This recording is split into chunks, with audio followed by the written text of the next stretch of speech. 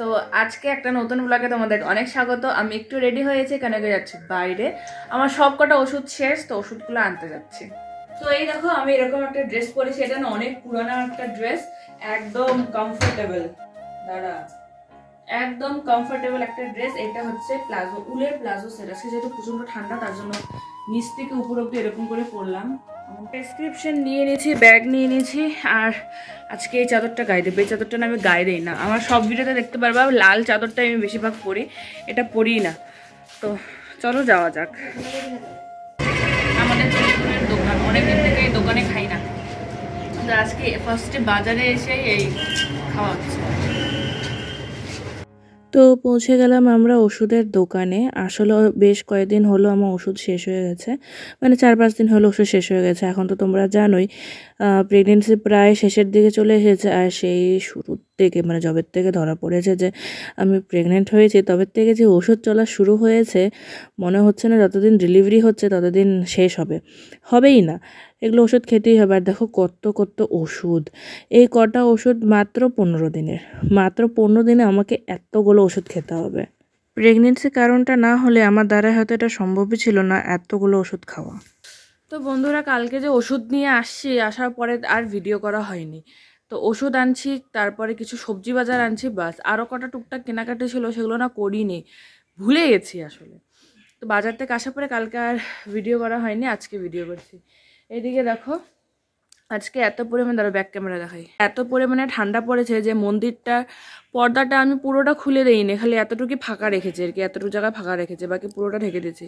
আর আজকে না ঠান্ডা ঠান্ডা হাওয়া দিচ্ছে, তার জন্য ওদের ঠান্ডা লাগবে, তার জন্য আমি খালি এতটুকু খোলা রাখছি, বাকি পুরাটা ঢেকে দিচ্ছি। আর যেহেতু আমাদের মন্দিরটা দেখতে পাচ্ছ পুরাটাই গ্রিল, পুরাটাই আর কি ফাঁকা।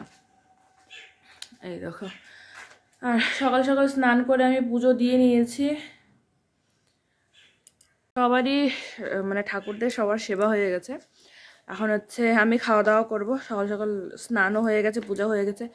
আর আজকে বেশি ঠান্ডা কেন লাগছে বলো তো? কারণ না আজকে না হাওয়া দিচ্ছে, হালকা হালকা হাওয়া দিচ্ছে, হাওয়াটার জন্য বেশি ঠান্ডা লাগছে। তো চলো আজকে থেকে আবার ব্লগটা শুরু করলাম, আশা করছি তোমাদের ভালো লাগবে। দেখো কালকে এখানে একটা সুন্দর কেক বানিয়েছে, এটা আছে না গুড় দিয়ে বানিয়েছে, মানে চিনির জায়গায় গুড় ইউজ করেছে।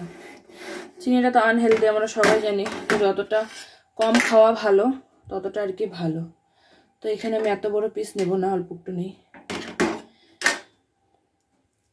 কি সুন্দর কেকটা বানিয়েছে, দেখো পুরোটা খাওয়া হয়ে গেছে, খালি এতটুকুই আছে। ভালো হয়েছে কেকটা। আর কালকে ফুলকপি সবজি আছে, সকালবেলা আমার ভাত বানিয়েছে, আমি অল্প একটু বেগুন ভাজা করবো, বেগুন ভাজা করে ভাত খেয়ে নেবো। এখন বাজে হচ্ছে 11টা। আজকে ঘুম থেকে উঠে আর কোনো কাজে করিনি, ঘুম থেকে উঠে আগে স্নান করে ফ্রেশ হয়েছি, তারপরে স্নান করে ফ্রেশ হওয়ার পরে তো পুজোটা দিতেই হবে, তাই পুজো দিয়ে নিয়েছি। আর বাদ বাকি কোনো কাজই করিনি, সব কাজই মা করেছে। তো এখানে এসে দেখি মা সকাল সকাল ভাত বানিয়েছে, আর কালকে সবজি আছে ফুলকপি। তো আমি ভাবলাম যে অল্প একটু বেগুন ভাজা বানাই, তোমরা তো জানোই আমার বেগুন ভাজা খেতে কত বেশি ভালো লাগে। তো তার জন্য অল্প একটু বেগুন ভাজা করছি, মানে আধা বেগুন এখন ভাজবো, আধা বিকেলে ভাজবো, তোমরা পুরো ভিডিওটাতে দেখতে পারবে। তো এদিকে বেগুন ভাজা বসিয়ে দিয়ে দেখলাম বেসিংয়ে কটা বাসন আছে। তো বেসিংয়ে এঁঠো বাসন পড়ে থাকবে, দেখতে একদমই ভালো লাগে না। বেসিংয়ে বা কলপারে বা যেখানেই বলো এঁঠো বাসন পড়ে থাকে না, দেখতে ভালো লাগে না। তার জন্য এখানে বেগুনটা বসিয়ে দিয়ে আমি হচ্ছে করছি, বাসনগুলো মেজে নিচ্ছি। আর বাসন মাজতে মাজতে গিয়ে দেখবো যে বেগুনটা না পুড়েই গেছে। আচ্ছা, যারা প্রেগনেন্ট আছো তারা তো সবাই জানো যে কতগুলো করে ওষুধ খেতে হয় রোজ রোজ। আমার তো এই ওষুধগুলো খেতে একদমই ভালো লাগে না, কিন্তু যেহেতু আমার প্রেগনেন্ট, মানে আমার জন্য না আমার বেবির জন্য, তার জন্য যেন আমি না বাই টু বাই সবগুলো ওষুধ টাইম মতন খেয়ে নিই, একটাও কিন্তু মিস করি না, মানে ওইটা না মনেই থাকে যে ওষুধ খেতে হবে। তো এই দেখো আমার বেগুন ভাজা হয়ে গেছে, সবগুলো সুন্দর যে আমি দিই ঘোড়াটা নেই। তো এই যে ভাত, বেগুন ভাজা, একটা না পুড়ে গেছে, বেগুন ভাজা বসিয়ে রেখে বাসন মাজতেছিলাম, একটা পুড়ে গেছে। ভাত বেগুন ভাজা আর হচ্ছে এই দেখো এটা হলো কালকের সবজি। তো এটা আমার সকালে খাওয়া, চলো খেয়ে নিই। তোমাদের সাথে সকালে খাওয়ারটা শেয়ার করেছি, তারপরে সারাদিনে কিছুই শেয়ার করিনি, আসলে ঘুমিয়েছিলাম। এত আজকে ঠান্ডা আর অন্ধকার টাইপের, একটু ঘুমিয়েছিলাম। তো এখন আমি করছি রান্না। চলো কি কি রান্না করলাম তোমাদেরকে দেখাই। আজকে বানাচ্ছি ফ্রাইড রাইস বা ফুলকপি আর মটরশুঁটি দিয়ে। অন্যদিন গাজর দিয়ে খাওয়া হয়, আজকে গাজর দিইনি। আর এদিকে করলাম একটু বেগুন ভাজা। সকালে বেগুন ভেজেছিলাম, ওই অল্প আধা বেগুন ছিল, তো ওটা দিয়ে ভাজা করলাম। আর এইদিকে দেখো, এদিকে বানিয়েছি আমি বাটার পনির। কি সুন্দর লাগছে না? বাটার পনির বানিয়েছি। আর এইদিকে সব থেকে স্পেশাল জিনিস, এইদিকে আছে হচ্ছে,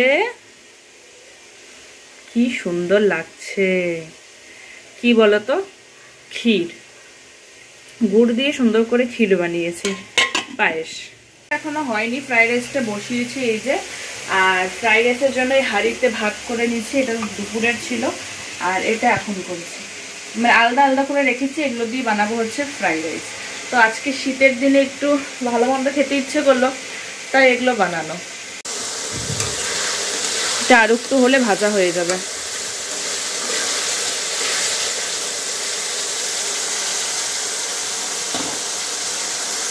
এখন একটু পায়েসটা টেস্ট করব। ওদিকে আমার রান্না বাড়ি সব শেষ। বাইরে দেখো অন্ধকার হয়ে গেছে বাইরে। এদিক দিয়ে আমি ব্লগ দেখছি। আর এখন এটা একটু টেস্ট করব। আজকে হচ্ছে সবার আগে আমি পায়েসটাই বানিয়েছি। পায়েসটা দেখছো মা? দেখো দেখো তো, দেখো কি সুন্দর লাগছে দেখতে। আর আমি না অনেকটা পাতলা নামাইছি, কেন কি পরে এগুলো না ঘন হয়ে যায়, আর ঘন হলে ভালো লাগে না, তার জন্য অনেকটা পাতলা নামাইছি। এই দেখো, এই প্রথমবার হচ্ছে আমি হচ্ছে গুড়ের পায়েস বানালাম। দেখি এখন খেয়ে কিরকম হয়। এখনো ধোঁয়া উঠছে পায়েস দিয়ে। আমি হচ্ছে পায়েস ঠান্ডা হলে বেশি ভালো লাগে খেতে, তার জন্য সবার আগে পায়েসটাই বানিয়েছি। এখনো ধোঁয়া উঠছে। তো চলো ব্লগ দেখতে দেখতে, এটা আমার বিকেলের খাবার।